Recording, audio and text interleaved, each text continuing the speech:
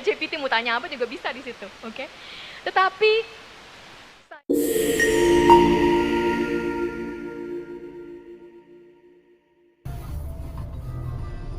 Assalamualaikum warahmatullahi wabarakatuh. Pemirsa pernah dengar nggak cerdasan buatan atau orang bilang bakennya AI?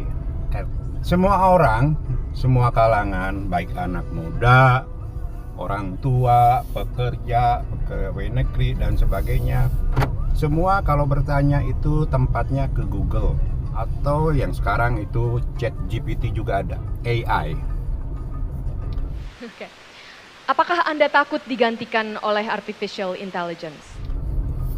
Lantas seberapa berbahayakah ketergantungan anak-anak kita sekarang bertanya kepada AI?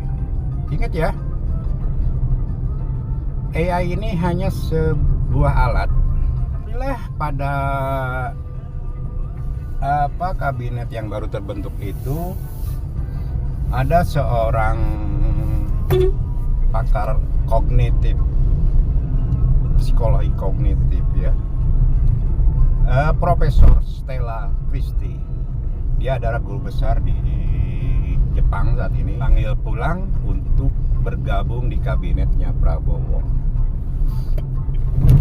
Ini saya ambil ada video ceramah tentang ketakutan atau tentang AI di sebuah sekolah di Sumatera Utara. Come on, saksikan terus. Bapak Ibu hadirin yang terhormat dan adik-adik yang saya kasihi, without further ado, marilah kita sambut Profesor Stella Christie.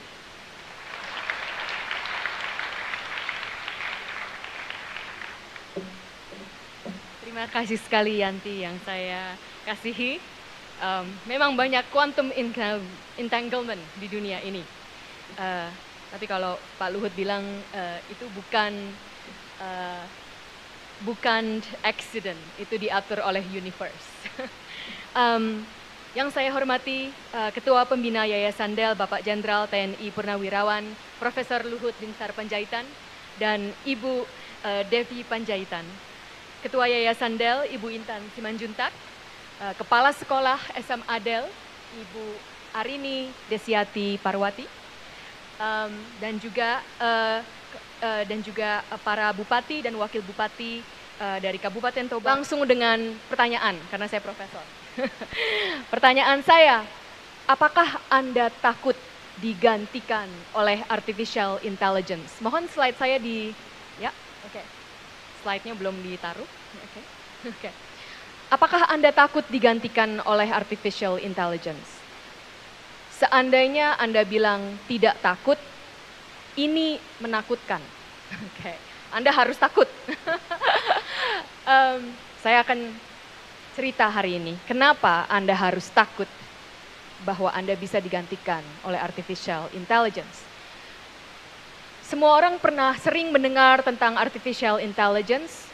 Saya akan memberikan pengingatan atau mungkin pengetahuan dari mana asalnya artificial intelligence.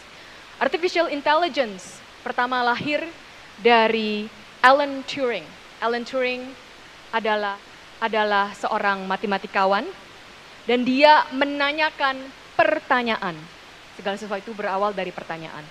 I propose to consider the question, can machines think? Apakah mesin bisa berpikir? Apakah mesin bisa berpikir? Alan Turing mempublikasikan pertanyaan itu di paper Psychology and Philosophy. It's called Mind, the Quarterly Journal of Mind. Jadi bukan di jurnal Computer Science. Waktu itu belum ada jurnal Computer Science. Sebenarnya ada, tapi dia tidak menggunakan di Computer Science. Tapi di jurnal yang sangat penting karena segala sesuatu pengetahuan itu berasal dari pertanyaan. Saya profesor di Cognitive Science, saya meneliti tentang asal muasal intelligence dari manusia, hewan, dan juga artificial. Nah, Alan Turing itu bertanya, apakah mesin itu berpikir? Tetapi dia bukan profesor di Cognitive Science, saya meneliti tentang asal muasal intelligence dari manusia, hewan, dan juga artificial. Nah, Alan Turing itu bertanya apakah mesin itu berpikir, tetapi dia bukan hanya mengajukan pertanyaan, dia mengajukan proposal bagaimana kita bisa mengetes apakah mesin itu bisa berpikir atau tidak. Inilah yang melahirkan yang namanya Turing test. Turing test itu seperti ini. Jika ada seorang interrogator yang C, dan ada si interrogator memberikan pertanyaan. Pertanyaan ini akan dijawab oleh A dan B. Tetapi C tidak bisa melihat yang mana yang komputer, yang mana yang manusia. Cuman bisa mendapatkan jawabannya. Nah, Alan Turing untuk menjawab pertanyaan apakah mesin bisa berpikir, Turing test itu menurut dia, jika si C tidak bisa membedakan yang mana jawaban dari manusia dan yang mana jawaban dari artificial intelligence, itulah mesin bisa berpikir karena tidak bisa dibedakan dari manusia, dan itulah yang akan pass the Turing test. The Turing test itu ditulis oleh Alan Turing pada tahun 1950, dan sebenarnya itu baru dilampaui pada tahun sekitar 5 atau 7 tahun yang lalu, tetapi itu pun sekarang adalah pertanyaan. Nah, pada era yang sekarang itu justru sangat menarik. Bagaimana, apakah yang kalian sering dengar, ChatGPT, apakah itu bisa lulus dengan Turing test? Oke, jangan lupa Turing test itu kalau tidak bisa membedakan yang mana yang manusia dan yang mana yang yang mana yang komputer, itulah berarti lulus Turing. Kalian tentu saja akan digantikan oleh AI kalau kalian hanya melakukan yang AI lakukan. Okay? Yang paling kalian ingat adalah kalian bukanlah alat. Kalian adalah agen. Agen yang harus menggunakan alat itu. Bukannya AI-nya tidak digunakan, harus digunakan. Saya justru bilang ke murid saya, boleh pakai ChatGPT. Asal kamu tahu aja mana yang bagus, mana yang enggak. Oke? Jadi pikirkanlah itu. Kalian harus menjadi agen. Agen yang membuat perubahan, bukan menjadi alat. Oke? Jadi itulah kenapa saya tidak pakai pidatonya ChatGPT. Walaupun kalau kalian lihat pidatonya sangat bagus ya. Begitu banyak pidato yang seperti ini. Nanti kapan-kapan juga bisa lihat, ini mau tanya apa juga bisa di situ. Oke? Tetapi saya mengambil yang suami saya bilang, lebih baik semuanya itu dipikirkan. Oke? AI itu bisa membuat pidato yang mirip dengan pidato yang biasa karena AI menggunakan statistik dari mengambil rata-rata jutaan data.